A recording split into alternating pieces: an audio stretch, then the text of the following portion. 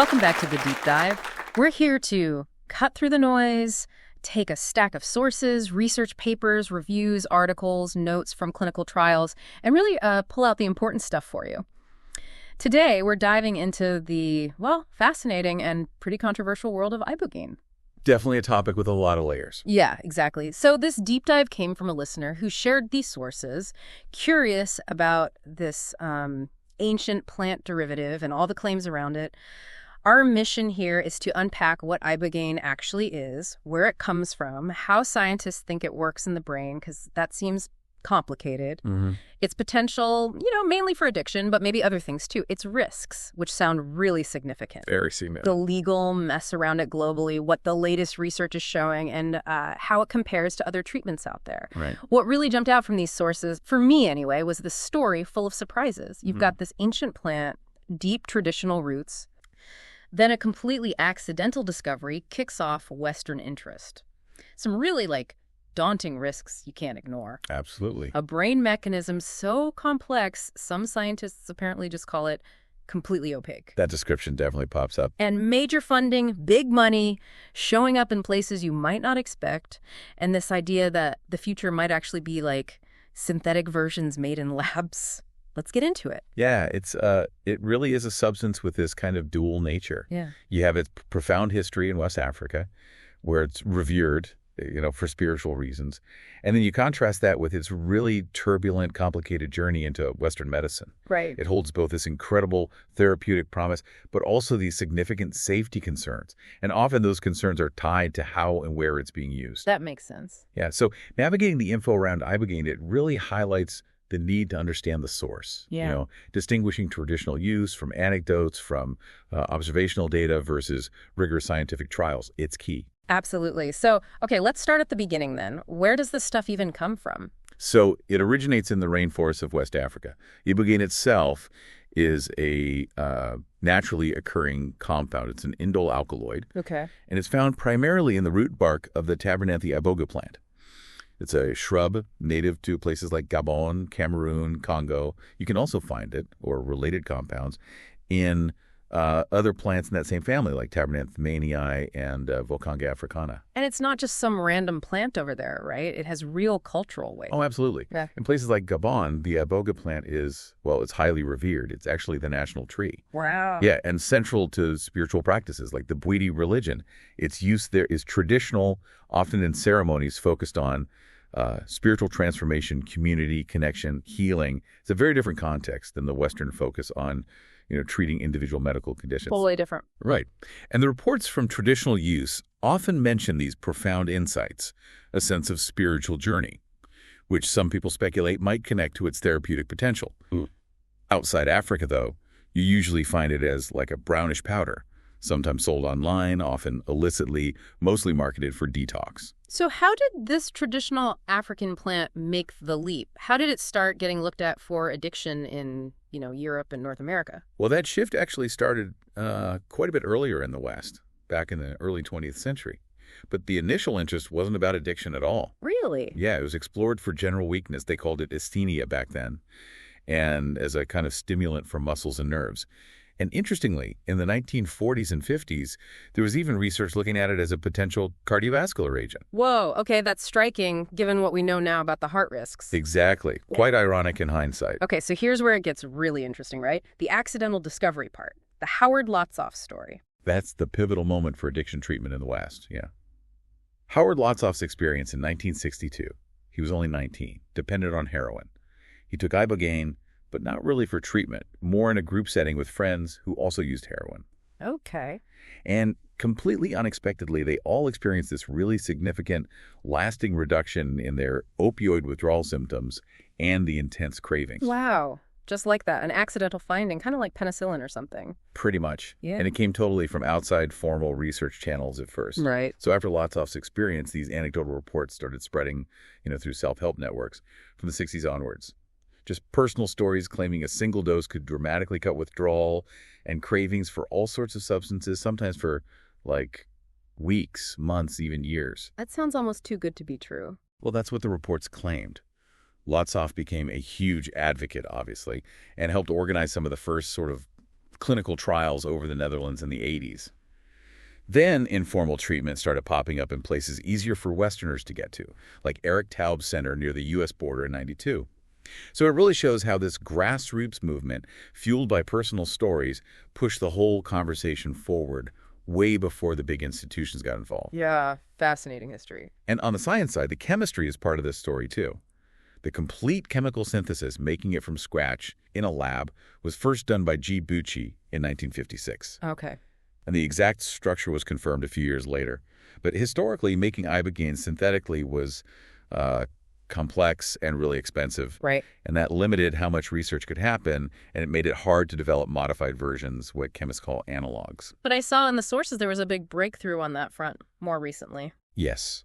A really significant one reported just last year, 2025, by researchers at UC Davis in Dr. David Olson's lab. They found a new way to make ibogaine and related compounds, starting for this common, inexpensive chemical called pyridine. Okay. And this new process is way more efficient. They get better yields, more of the final product between 6 and 29%, and it takes fewer steps, just 6 or 7. Okay, so why does that chemistry matter for someone just interested in the treatment side? Well, it matters because it could potentially bring down the cost of making pharmaceutical-grade ibogaine and its analogs, like, dramatically. Lower costs mean more availability to research, maybe eventually for therapy. And crucially, it makes it much easier to create and study those safer synthetic versions, which is a huge focus now because of the safety concerns we absolutely need to get into. Right, the safety. Okay, that makes sense. So moving on from the history and the chemistry, let's talk science. How does this stuff actually do what people say it does in the brain? Yeah, this is where it gets really, really complex. The honest answer is the precise mechanism is still incompletely understood. Some sources even say completely opaque. Opaque, wow. Yeah, it's definitely not a drug that hits just one target. It's more like, well, you called it a pharmacological Swiss Army knife earlier, and that's a pretty good description. Okay. It interacts with a whole array of different targets all at once. We're talking serotonin systems, dopamine systems, NMDA receptors, multiple types of opioid receptors, kappa, mu, delta, plus these alpha-3 beta-4 nicotinic receptors and sigma receptors. It's hitting everything. It's hitting a lot, yeah. And what's also fascinating is the main active chemical it turns into in your body, noribogaine. Right, you mentioned that. It has its own unique profile. It affects the serotonin transporter, kind of like some antidepressants, but also this thing called VMAT2, which affects how chemicals like dopamine get packaged up and released. Okay, so noribogaine, is that like a really important piece of the puzzle? Oh, absolutely crucial. When you take ibogaine, your liver quickly converts a good chunk of it into noribogaine, mainly using this enzyme called CYP2D6.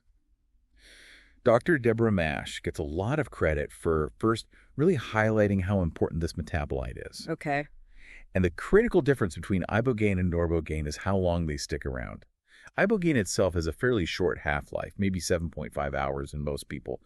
But noribogaine hangs around much, much longer. We're talking a half-life of roughly 28 to 49 hours. 49 hours. Wow. So that's why people report effects lasting so long after taking it. It's the noribogaine doing the work. That's the leading theory, exactly. That prolonged presence of noribogaine is thought to be key for those sustained anti-addictive effects. Yeah. People report the long-lasting drop in cravings, potentially helping prevent relapse. It might even contribute to what feels like a kind of self-tapering detox. And this long action really sets it apart from shorter-acting psychedelics like, say, psilocybin. Right. But there's this important point, too. That CYP2D6 enzyme, its activity varies a lot between people because of genetics. So that means different people might get exposed to very different levels of noribogaine, which could impact how well it works for them, and also their risk of side effects. That makes sense. Genetics playing a role. Definitely. Oh, and just a practical note from the sources. Yeah. Both ibogaine and noribogaine apparently break down easily in light and heat. Good to know for storage and handling. Okay. So it's not just about hitting receptors in the moment then. There's something like deeper happening, brain rewiring or something. That leads us right into the neuroplasticity idea, which is getting a lot of attention. Research suggests ibogaine increases levels of these proteins in the brain called neurotrophic factors. Neurotrophic factors. Okay, what are those in simple terms? Think of them like Miracle-Gro for your brain cells, your neurons. They help support the health, the growth, and the formation of new connections between nerve cells. So the idea is ibogaine might be doing more than just temporarily masking symptoms. It could potentially be promoting actual neural repair or helping the brain kind of reconfigure itself in healthier ways. That process is called adaptive neuroplasticity. Okay. We know chronic substance use really changes those brain circuits, Yeah. right? So the hypothesis is ibogaine might help restore healthier pathways. And this idea also fits with the emerging interest in using it for things like traumatic brain injury or even MS, where neuroplasticity is really important. Interesting connection. Yeah, and what's really fascinating is this concept that ibogaine might create a state where the brain is just more open to change, like opening a window of opportunity. And in that state, it might be easier to unlearn those old, unhelpful addiction-related behaviors and form new, healthier pathways. But this really underscores a crucial point from all the sources. For lasting change, ibogaine needs to be integrated with comprehensive therapy and aftercare. It's seen as a powerful catalyst, maybe, but definitely not a standalone cure. Right, it's not magic. Not magic. And there's also some early evidence it might affect the oxytocin system, too, which could tie into social connection and emotional stuff. Okay, so the core claim. Can it actually interrupt addiction? The sources are full of anecdotes supporting this. They really are. Numerous personal stories, backed up by some early clinical studies and animal research, suggest that, a single dose of ibogaine can dramatically reduce, sometimes even eliminate, withdrawal symptoms, especially from opioids, and significantly decrease cravings for a whole range of substances: opioids, cocaine, alcohol, nicotine. And these effects are often reported to last for quite a while, weeks, months, sometimes years. That rapid opioid withdrawal relief sounds huge. It's often described as remarkable, Symptoms resolving within 12 to 36 hours. One study mentioned 88 people in Mexico reported 80% had either complete elimination or a drastic reduction in opioid withdrawal. 80% is massive. It is. And that rapid detox effect is a major reason people seek it out. Animal studies also show it reduces self-administration of nicotine, alcohol, cocaine, opioids. And the human data does support its potential for opioid stimulant and alcohol dependence. Okay. And importantly, ibogaine itself isn't generally considered addictive or to cause withdrawal, unlike the drugs it treats. That rapid detox is compelling, but does it actually lead to long-term success, staying clean? Yeah, that's where the picture gets more complicated. The reported success rates in the sources, they vary a lot. Okay. This depends on things like, what substance someone was using, how you even define success, how rigorous the study was, because a lot of this is observational, not those gold standard randomized controlled trials, right? Right, RCTs. And critically, it seems to depend hugely on the quality of the aftercare and integration support someone gets. Ah, the follow-up support. Exactly. For opioids, some reports suggest maybe 20% to 50% abstinence after 1 year. That Davis study in Mexico. 41% abstinence at 6 months, and 30% apparently never used again within the follow-up period. But even among those who relapsed, 47% of them they reported using less than before. Another study mentioned 80% relapse within 6 months, but again, using less. So maybe not perfect abstinence, but still an improvement for some. Potentially, yeah. For meth, some providers claim higher success, like 50-80%, but they stress that's tied to really comprehensive aftercare. Without that support, or someone goes right back to their old environment, relapse rates can be incredibly high, maybe up to 90%. 90% relapse. Wow. Aftercare is key then. Seems absolutely critical. For stimulants generally, one study by Schemberg looked at 75 users. 29% reported no reuse after one session, for a median of about 5.5 months. But they saw better results with more sessions. 45% abstinence after a second session, 57% after a third. Repeated treatments helped. Seems like it, yeah. And another study defined a favorable outcome differently, like staying in touch for 9-12 months and having at least a 75% drop in drug use score. They found that in 40% of people. So it sounds like a powerful start, maybe, but definitely not a one-shot cure. How does this stack up against standard treatments like Suboxone or methadone? Well, some preliminary comparisons mentioned in the sources suggest ibogaine might have some advantages over standard meds, especially for tackling high relapse rates or people dropping out of treatment. Okay. Like that reported 1-year abstinence range of 20-50% for ibogaine looks pretty good compared to some figures cited for after people stop Suboxone, which was around 8.6% in one study. Or 1-month abstinence rates for ibogaine, maybe 30-50% compared to some buprenorphine tapers or methadone at 6 weeks. But there's a catch, right? Huge catch. This is critical. The ibogaine data is mostly observational. MATs like methadone and buprenorphine have tons of high-quality RCT evidence showing they work. They reduce illicit drug use, keep people in treatment, significantly cut mortality rates. They provide stability. even if achieving total abstinence after stopping MAT is challenging. That evidence base for MATs is really solid. Got it. Apples and oranges in terms of evidence quality. Exactly. And the sources also hint that repeated Ibogaine treatments, like in that stimulant study, might lead to longer abstinence. So it really reinforces that addiction interrupter idea. It seems to create this window, maybe by hitting withdrawal and cravings hard and fast, but lasting recovery, that needs a lot more. Therapy, support, lifestyle changes, the whole package. Okay, so the potential benefits, especially that rapid detox, are definitely compelling. But let's pivot to the downsides. The sources are crystal clear there are serious risks. What are the big ones? This is, without doubt, the biggest hurdle for Ibogaine. It's the main reason it's restricted and why medical authorities are so cautious. The safety profile is the key challenge. Okay, so first off, there are common acute effects you should probably expect. Nausea and vomiting are really common, often quite severe. Right. Also things like ataxia, that's trouble with coordination, feeling unsteady tremors, headaches, sometimes mental confusion, sweating, and even panic or anxiety during the experience itself. Okay, not pleasant, but maybe manageable. What about the experience itself? The psychoactive experience is intense, often described as dreamlike, what they call one-nerophrenia. Vivid visuals, like watching movies or slideshows of your life, lots of memory recall. It can be physically demanding, and like I said, the nausea and vomiting can be rough. Some people find it more intense than, say, psilocybin. Okay. It can definitely be challenging or distressing for some, and you can have residual effects for up to 72 hours, like heightened senses, feeling stimulated, trouble sleeping. But the most critical, the most well-documented concerns are the serious cardiovascular risks. This is where fatalities have occurred, and it's the dominant safety issue. Fatalities. Yeah, that's incredibly serious. How common is that? Well, the sources mention over 30 deaths linked anecdotally to Ibogaine over, 4 decades. A systematic review from 2022 specifically noted 2 fatalities. Now, importantly, many of these happened in unsafe settings, no proper medical supervision, people mixing it with other drugs, undisclosed health conditions. Health enhanced matters. Hugely. Case reports describe sudden death happening anywhere from 5 to 24 hours after taking it. Sometimes other drugs like morphine or codeine were present, which complicates things, but it highlights the danger of interactions. The main reason for this cardiac risk is that Ibogaine is known to cause a dangerous change in the heart's electrical rhythm called QT interval prolongation. You can see it on an ECG. Okay, QT prolongation. What does that mean? So it blocks these specific channels in the heart muscle HERG potassium channels, which are essential for the heart's electrical system to reset properly after each beat. Blocking them lengthens that QT interval, and that increases the risk of a specific, potentially fatal, irregular heartbeat called torsades de pointe. Cardiotoxicity is the big one. Okay, that sounds really risky. It is. Other heart issues like low blood pressure, even heart failure in severe cases, have also been reported.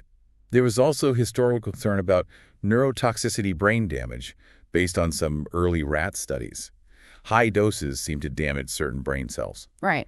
But later studies in primates and the limited human data we have haven't consistently backed that up.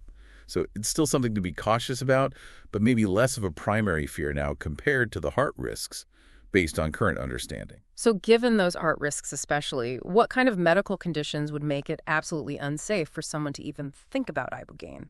Yeah, this demands really stringent medical supervision and super careful patient selection. There are definite contraindications, reasons someone absolutely shouldn't take it. A history of significant cardiovascular disease, a huge one, often considered an absolute no-go.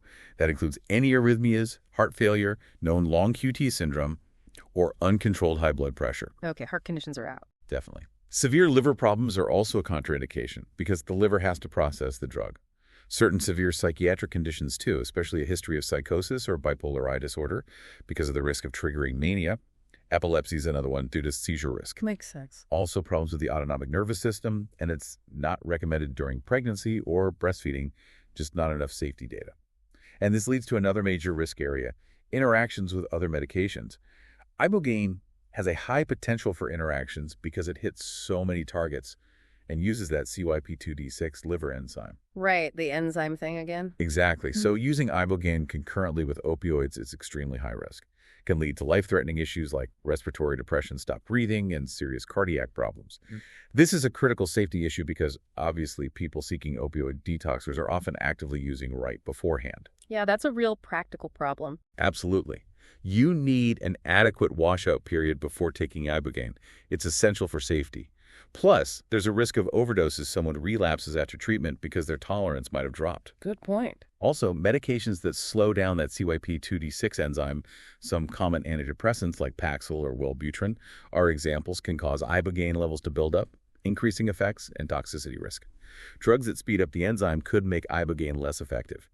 And taking it with other meds that also prolong the QT interval, that adds to the arrhythmia risk. So lots of potential interactions. Definitely. Interactions with various psychiatric meds, SSRIs, antipsychotics, anxiety meds are also possible.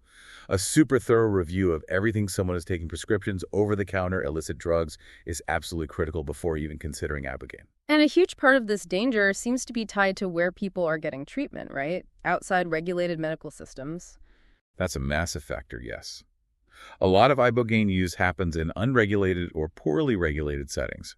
Mexico's a common example, but also private homes, hotels. These places often lack the proper medical facilities, staff who are specifically trained and experienced in managing ibogaine and its potential complications, or emergency equipment like defibrillators. Scary. It is. Many of the bad outcomes, including fatalities, have been directly linked to these unsafe environments. Not enough screening beforehand or a lack of continuous medical monitoring during and right after treatment. Plus, there are major issues with the quality and purity of the ibogaine itself in these settings. Impure, adulterated products or stuff with unknown or varying strength is a huge risk factor for serious problems. Right. You don't know what you're getting. Exactly. It makes it hard to separate bad outcomes caused by the drug itself, when used properly, from problems caused by the setting, lack of expertise, or dodgy product quality. Now, experienced practitioners do exist in these settings, but finding them and ensuring safety requires immense due diligence from the person seeking treatment. And all of this just screams for the urgent need for proper FDA-regulated clinical trials using standardized pharmaceutical-grade ibogaine in controlled medical settings. That's how you really figure out and manage the safety profile properly. Okay, given all those hurdles, where is this stuff actually illegal? The sources made it seem like a real mess globally. It is a complicated patchwork, definitely. Yeah. So in the United States, federally, it's illegal. DEA Schedule 1. Schedule 1, same as heroin. Same categories, heroin, LSD, and federally, cannabis, although obviously states have changed things for cannabis. Schedule A means the government says high abuse potential, no accepted medical use, and unsafe even under supervision. Unlike cannabis or even psilocybin now in some places, ibogaine hasn't seen that kind of state-level decriminalization or medical access yet. Yet. But the sources mention this really surprising shift, especially at the state level. Yes, that's the big emerging story, driven largely by the sheer scale of the opioid crisis and the needs of military veterans. Kind of mirrors what happened with cannabis federal ban, but states pushing forward. Yeah. The most prominent example right now is Texas. Last year, 2025, Texas actually approved $50 million in state funding specifically for ibogaine drug development trials. $50 million from the state for ibogaine. Exactly. It's huge. It's actually the largest publicly funded psychedelic research initiative anywhere in the world right now. Wow. Yeah, the funding comes from state legislation, and it's set up as a public-private grant, meaning it requires a dollar-for-dollar match from private money. And the focus is explicitly on clinical trials following the FDA's investigational new drug IND pathway. That's the formal process to get a drug tested and potentially approved by the FDA. The trials will target substance use disorder, co-occurring issues, and traumatic brain injury with a specific focus on helping veterans. And Texas put in a provision saying they want to keep the long-term economic and therapeutic benefits from the research they fund. Interesting. Yeah, and this was pushed hard by figures like former Governor Rick Perry and veteran advocacy groups. If Texas succeeds here, it could really spur other states to do something similar. Definitely one to watch. What about other places? Well, Kentucky explored using opioid settlement money, around $42 million, for trials back in 2023. That specific plan didn't quite happen as envisioned, but initiatives supporting research there are still going, funded by private foundations like the Reed Foundation. Outside the U.S., Mexico is still a major hub. It's basically unregulated. They're not classified as controlled, so clinics operate in this kind of legal gray area. Right, the medical tourism. It's exactly. Caters heavily to people from the U.S. and Canada because Yeah. it's close. Lots of established clinics, often competitive pricing compared to what regulated treatment might cost. Then elsewhere, it's all over the map. Canada, technically prescription only, but hard to get access. New Zealand is interesting prescription only, but not controlled, so you can possess it, even grow the plants legally. Really? Yeah. Australia is also prescription only. Europe, Varies wildly. Illegal in Belgium, France, Italy, Spain, decriminalized in Portugal, unregulated in the Netherlands. Prescription or controlled in Finland, Denmark, Hungary. Research happening in Spain, Gabon, where it comes from. Legal and culturally significant. South Africa lists it as a legal med in some contexts. The UK has its Psychoactive Substances Act. The UN hasn't scheduled it internationally. What a mess. It really shows the global ambivalence, right? Lack of consensus. And that unregulated status, like in Mexico, it's double-edged, gives access, but zero guarantees on safety standards or oversight. The risk falls entirely on the individual. So for someone actually thinking about going to Mexico, what's that experience like? What's the cost? And what should they absolutely be looking for to stay safe? Right. In Mexico, clinics are often in tourist spots, Tijuana, Rosarito, Cancun. Costs vary hugely, maybe $4,000 up to $20,000 USD, sometimes more. Depends on luxury level. Program length 7 to 21 days is common, and how comprehensive it is. Medical support, therapy, holistic stuff, aftercare planning. A quick session versus intensive detox. Okay. Like the Baja Ibogaine Center in Rosarito. Listed around $6,500 plus a week. Says it includes medical checks, counseling, meals, yoga, mentions an MD. Has amenities like a pool, beach access. Casa Santa Isabel, also Rosarito. Pitched as luxury detox, maybe $7,500 plus for 10 days. Emphasizes 247 medical staff, resort feel. Reviews online seem mixed for that one. Okay, this is super important. For someone considering this route, what's the absolute critical advice? How do they minimize those huge risks in an unregulated place? Utmost caution and incredibly thorough research are paramount. You have to weigh potential benefits against very real significant risks, especially as heart risks. The number one non-negotiable priority has to be medical safety and expertise. The clinic must do a comprehensive pre-treatment medical evaluation. Full stop. Must. Okay. That means a recent EKG to check for QT issues, heart rhythm problems, liver function tests, thorough physical and psychological health assessment.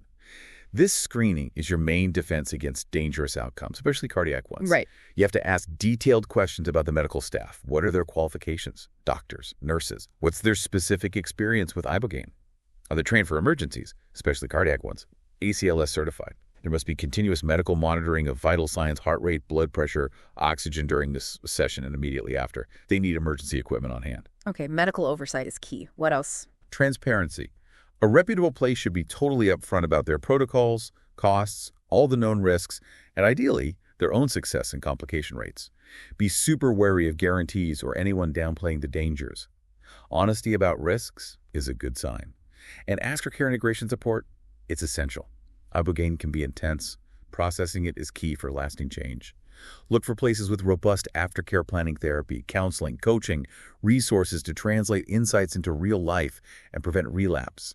The field increasingly sees integration as just as vital as the session. Integration, right. Makes sense. And reviews testimonials. Take them with a huge grain of salt in an unregulated market. Look for independent sources if possible. Stories are powerful, but they don't replace verified safety and medical competence. Also consider the facility's safe, comfortable, supportive environment matters. And make sure their approach fits your specific needs, history, any other conditions. It sounds like a huge amount of homework for the individual. It is. Going this route inherently carries more risk than using a regulated medical system. Diligent research, direct communication, maybe consulting your own doctors if they're informed about Ibogaine. It's crucial if you're considering this path. And a typical treatment process, done as safely as possible in these settings, usually follows steps. First, that huge pre-treatment assessment. Medical history, EKG, liver tests, mental health check for risks like psychosis mania, making sure you're prepared, detailed informed consent covering everything, especially the risks, and preparing by stopping certain substances beforehand. Okay. Then the session, usually oral capsules, dose based on weight, controlled setting, continuous vital sign monitoring for hours. The acute effects last 8-36 hours, maybe longer, distinct phases, support for hydration, rest, emotional guidance. And then critically, post-treatment integration and therapy. Starts as effects fade, continues for days, weeks, months, debriefing, counseling, maybe CBT, MI, DBT, journaling, relapse prevention, building new routines. Continued medical and psychological support is needed here too.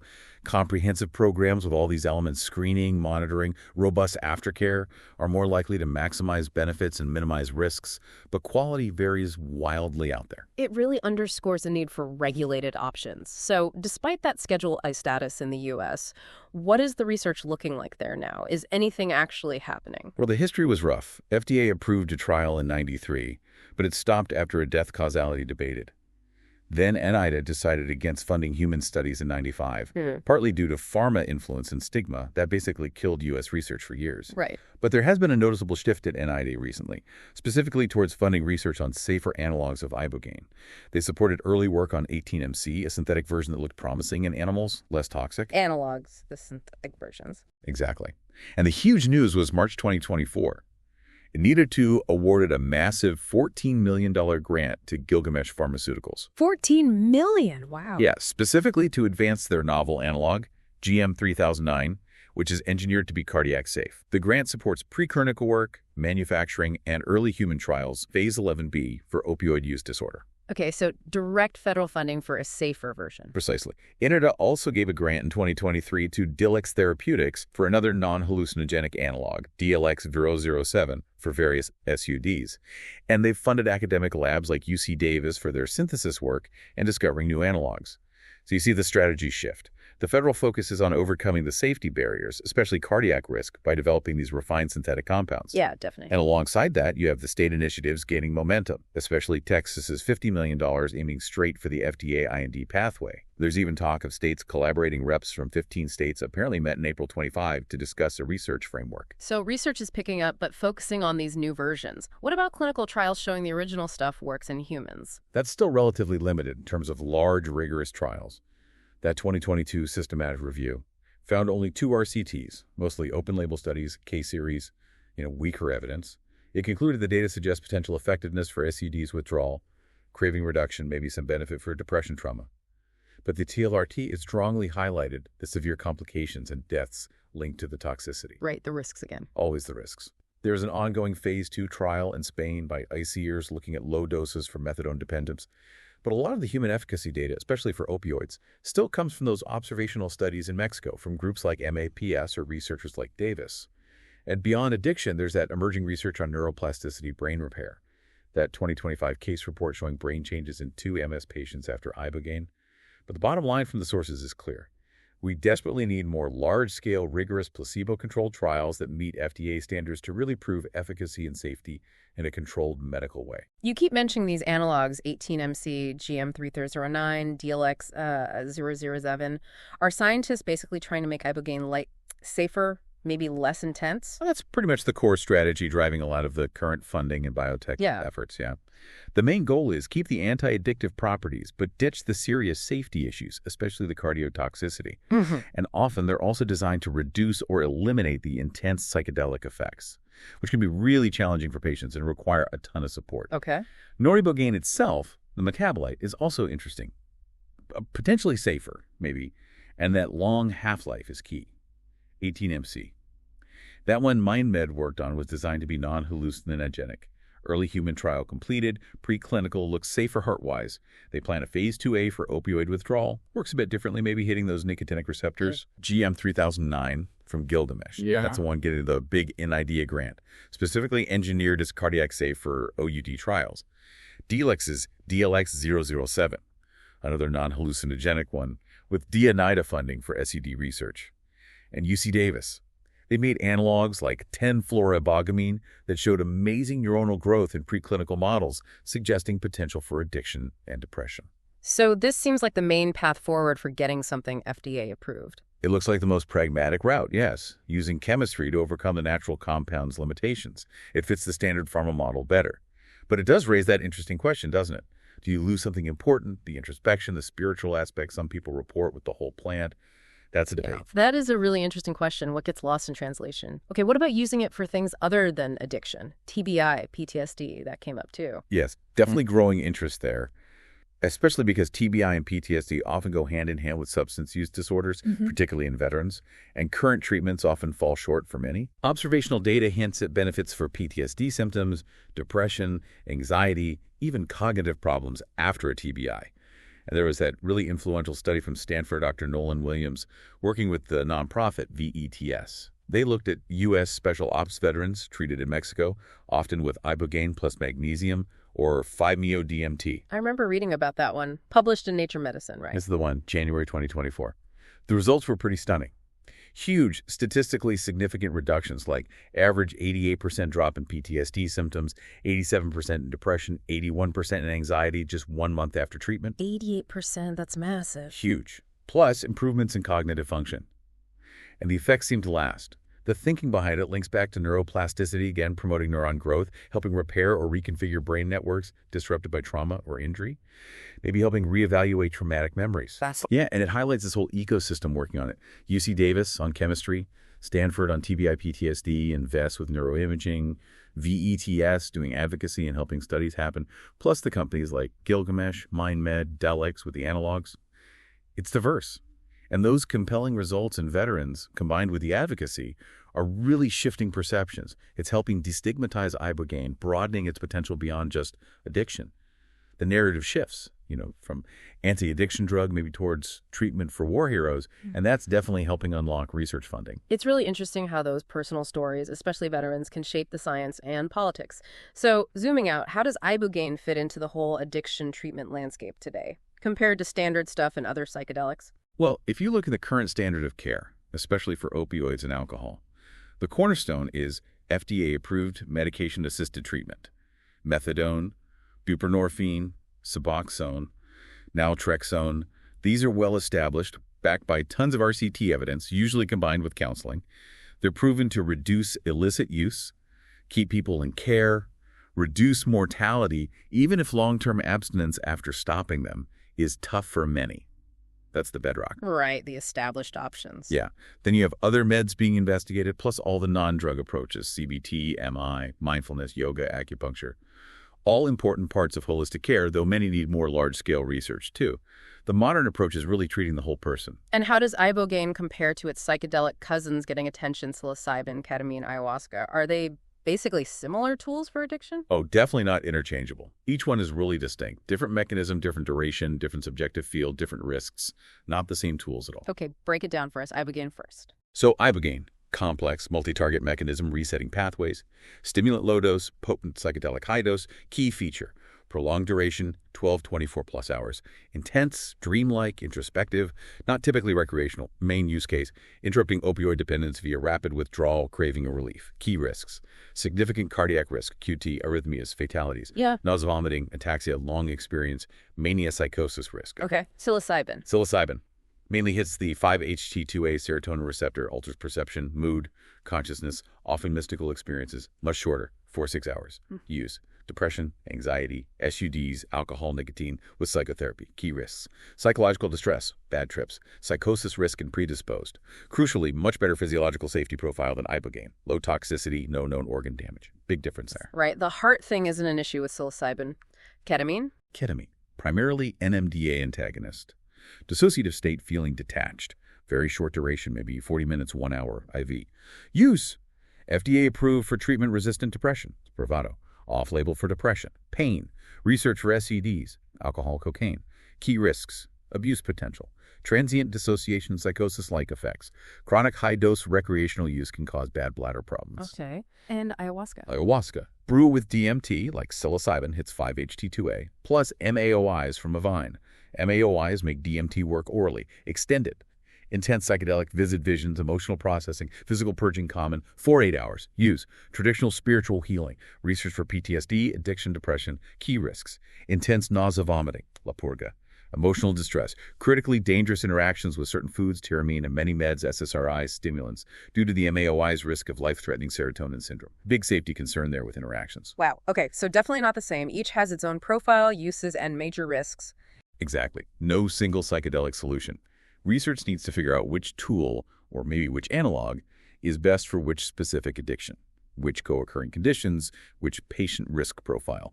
The idea of one magic psychedelic cure is way too simple. That really clarifies things. So bringing it all together then, what's the final verdict on Ibogaine? Potential versus challenges. Where's this heading?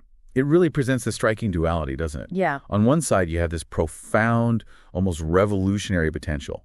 That unique ability to interrupt addiction so rapidly, the psychological insights, the exciting early promise for PTSD, TBI. But on the other side, it's weighed down by these really significant challenges. The safety profile is dominant, especially the cardiotoxicity, QT, arrhythmias, fatalities. That's huge. Then the Schedule A legal barrier in the U.S. the risks added by unregulated clinics and dodgy products, the lack of big gold standard RCTs, high cost, access issues. It's a heavy burden. So what's the path forward? What needs to happen for this to become a real safe option? Unequivocally, more research. Large-scale, rigorous, FDA-compliant RCTs. We need to nail down the mechanisms, optimal dosing, figure out patient selection properly, including those genetic factors like CYP2D6, evaluate long-term outcomes, and really clarify the role of therapy and aftercare with it. Policy and regulation needs sorting out.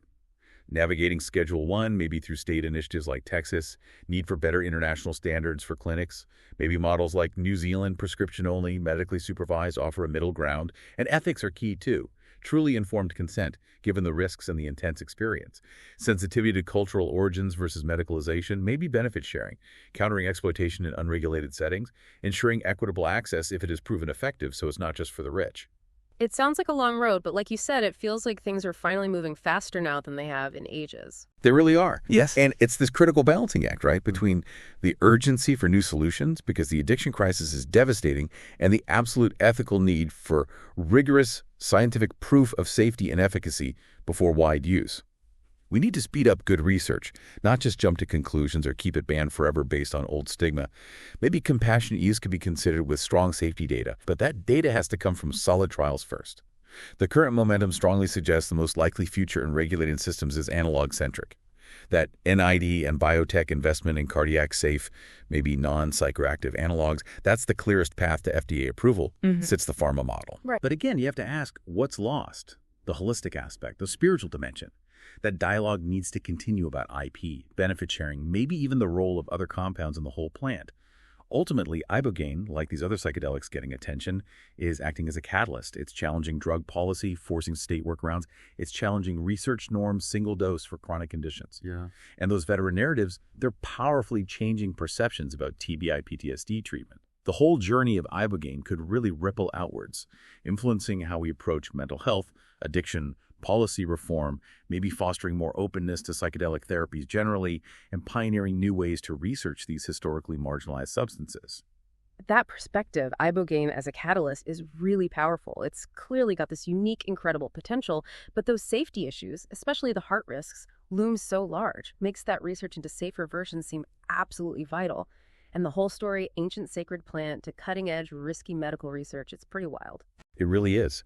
And maybe something to leave you thinking about is this. Consider how that stark contrast, traditional spiritual use, accidental Western discovery, the current push for pharma analogs, how that reflects our changing relationship with powerful natural substances, with knowledge itself, and maybe with what we even consider healing, what might be gained and what might possibly be lost in that translation. Definitely a lot to think about there. Thank you for joining us on this deep dive into the very complex world of Ibogaine. It's clearly an evolving picture, huge promise, but equally huge challenges. We hope this gave you a clear understanding. Keep exploring, keep questioning. We'll see you next time on The Deep Dive.